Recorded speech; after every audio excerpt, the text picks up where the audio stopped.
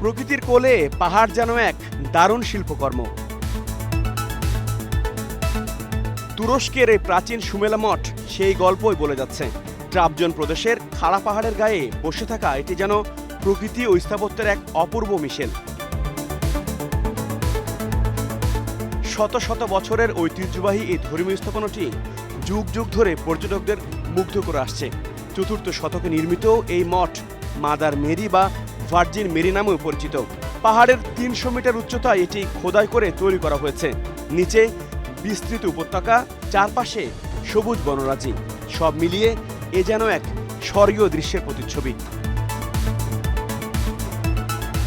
স্থানীয় প্রশাসনের তথ্য বলছে, এবছর জানুয়ারি থেকে জুন পর্যন্ত এ মঠে ১.৫ লাখের বেশি পর্যটক এসেছেন।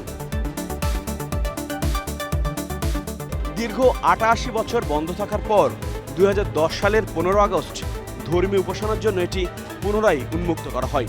এটি বর্তমানে ইউনেস্কোর বিশ্ব ঐতিহ্য তালিকাতেও অন্তর্ভুক্ত। প্রাচীনকালের এক নিঃশব্দ সাক্ষী হয়ে এই মঠ আজও দাঁড়িয়ে আছে, যা কেবল ইতিহাস বা ধর্ম নয়, এর প্রাকৃতিক সৌন্দর্য ও নান্দনিক স্থাপত্য বিমোহিত করছে সবাইকে। HR Rafi, star news.